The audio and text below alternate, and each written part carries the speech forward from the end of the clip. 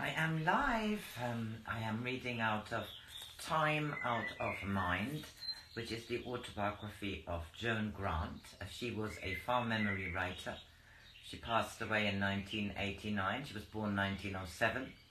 And this is about her life because she wrote some very famous in its time books. The Winged Love with someone who for over a year I had been meeting in my dreams. Now I tried to remember him, but the harder I tried, the more elusive did my dreams become. Were they true dreams or only romantic fantasies? Worse, were they only fragmentary memories of someone I had loved long before Joan was born? You are incurably romantic, said Mother briskly. You have been falling in and out of love since you adored Billy Greenfell when you were 6. And before that, there was John Mallet, and God knows how many others. I'm only too thankful that at last you have pulled yourself together and are making a sensible marriage. You will be safe with Graham. I don't want to be safe, I wailed, and I'm not going to marry Graham. I'm not going to marry anyone, ever, because if I did and fell in love with someone afterwards, I should run away with him at once, and that would be awful because I should have to break my promise. Oh, be quiet, child. You are being hysterical. As she said this, I felt as though I were a child again, stamping my foot in impotent fury and being thwarted by the thick carpet which made the stamp only a jarring in my knee instead of a booming sound that could drive my thoughts into her forehead. I am not going to marry Graham, I shouted. Can't you understand? It would be far more wicked to him than to me. He has so much to give to a person who isn't my kind of person. If I let him go on giving his toys to me, I will only turn them into sawdust. I couldn't help making him ashamed of his toys, ashamed of not being able to give me what no one can give me. I'm alone, don't you understand? Alone, alone. I fled to my bedroom and put my fingers in my ears when she banged on the locked door. Mother rang up Graham at 7 o'clock in the morning to break the news that I had decided not to marry him. He telephoned to me an hour later, angry, embarrassed, bewildered. You might at least have told me yourself instead of letting me hear it from your mother before breakfast. It wasn't my fault. Really, it wasn't. I'll catch the 10:05. Meet me at Waterloo. We went round and round Hyde Park in a taxi while I tried to explain that by running out on him I was doing him a kindness. I was saving him from being landed with a wife whom no one could understand because, try as she would, she could not understand herself. He kept trying to convince me that he didn't mind me being difficult, and I began to count the times we passed the Achilles statue. 13, 14, 15. Achilles became a clown, miming a tragedy, the tragedy of two people trying to build a bridge which neither could cross. A clown who threatened to deluge me with a dreadful, grinning laughter that echoes the poignancy of a funeral. But what have I done? Asked Graham yet again. It is not your fault, it's mine, don't you understand? Everything is my fault because I don't know what I am. Dear, dear Joan, please try to be sensible. Sensible, my God, I've tried. I can hit golf balls farther than huge, tough women who like hitting golf balls. I can hit tennis balls into the grill as well as a man, even when my insides feel as if they were falling out. I can do mechanical science to please father, even though I loathe mathematics. But I can't marry you or anyone else. I will always be alone. But at last I shall try to be lonely by myself instead of spoiling somebody else's life for him. Never have I been quite so lonely as during that black Christmas. I packed wedding presents to send each back with a letter of apology. The most difficult one to pack was an antique Coalport dinner service of 187 pieces, including 4 tureens. And as I nailed down the lid of the packing cases, I wished someone would have the decency to nail me into a coffin. Turkey and plum pudding were swallowed in silence. The heavy boughs of greenery with which the gardeners from habit decorated the house might have been black plumes for a puppet's funeral. I was deep in disgrace, and not for a moment allowed to forget it.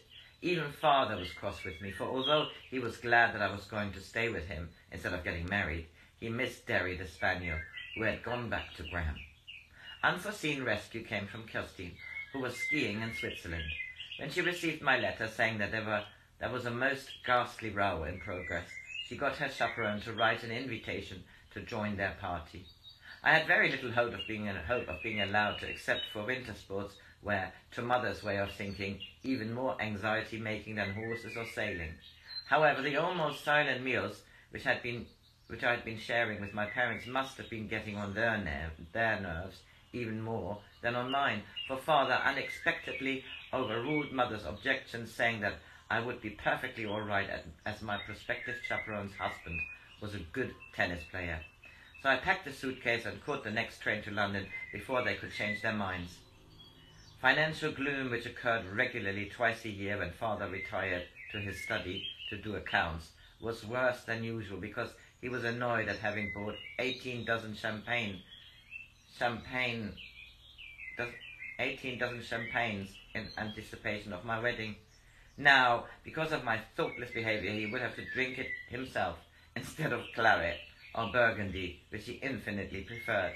So being as usual short of money and not daring to ask for any in case needless extravagance was used as an excuse to keep me at home, I went to Thomas Cook and asked for the cheapest possible ticket to Andermatt.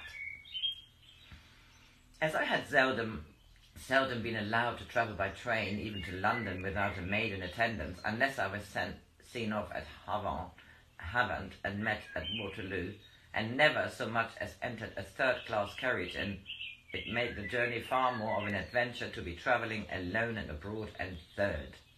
I was comforted that mother had at last recognized my competence at looking after myself, for I did not discover until later that she thought I was travelling from London, well chaperoned, with Kirstine. At Calais, the freedom of travelling hard had begun to pull, when I found my reserved seat was in a carriage with 7 elderly females, equipped with rugs and sandwiches and smelling of stale eau de cologne, with which they had no doubt tried to refresh themselves after the rough crossing.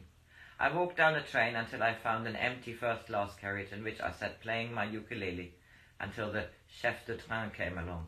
Before he could introduce the sordid note of looking at my ticket or asking whether I wished to pay excess fare, I suggested in my rather curious French that he looked tired and would doubtless feel better were he to put his feet up and rest himself while he listened to me singing "Oh, Susanna." He looked a trifle startled, but his French courtesy forced him to accept my invitation. "Oh, Susanna, don't you cry for me, for I'm travelling on to Oregon with my banjo on my knee," I sang repeatedly, for I knew only the chorus. He can have had no ear for music, as he asked for an encore, and I told him that, much as I would like to share the rest of my repertoire with him, this might not be possible, as my carriage was full of dreary old English ladies who would be sure to disapprove if I twanged so much as singled chord, even without a masculine audience. Also, I added pathetically, I shall be too hungry to sing any more, for I am at the moment too poor to order a proper dinner in the restaurant car, and I have not been brought up to munch buns out of paper bags. This problem, he assured me, was one which it was within his power to solve in less than the twinkling of an eye. Fortunately, the train was not quite full, so I must, as his guest, occupy his carriage, in which I would eat the excellent dinner which one of his minions would be privileged to bring me. As soon as he had finished his duties to the rich barbarians, whom, unfortunately, he had to look after, he would return to me for another session of Le Sing-Song, after which I would pass a restful night in a first-class sleeper, which I did after a most excellent dinner, with a half bottle of Burgundy, which I kept to sustain him when he returned to hear my other 3 out-of-tune songs. There was snow, deep, beautiful, clean snow, and snow-proud Christmas trees sparkling outside the train window when I woke up. I suddenly realized that in the haste of my escape to adventure, I had forgotten to wire Kirstine the train, or even the day on which I was arriving. But what did it matter? What did anything matter? A sleigh with bells singing on the horse harness took me to the hotel. "Your friends are out," said the hall porter. "Everyone is out with the snow, for it is such a beautiful day. But of course there is a room for you." In the bedroom there was a bed, a chair, a table, and a row of hooks on the wall. It was as clean and free as the snow outside the window. At last I was in a room which really belonged to me, a room as impersonal and undemanding as a novice's cell. I unpacked. It was so easy to unpack when I had only one suitcase and had not even bothered to notice what I had put in it. Then I wandered downstairs through bare, uncomplicated rooms until I found one which had nothing in it except a piano. I was playing Jenny's music gently to myself when the door opened. A man with a pair of skis on his shoulders stood on the threshold. He looked at me for a long time without speaking. Then he said, "It really is you. I have dreamt with you for nearly 2 years. Do you recognize me too?" "Of course I do," I said, knowing at last that truth is very simple. He held out his arms and I went into them and he kissed me. Well, that was chapter 7. That's a nice one, eh?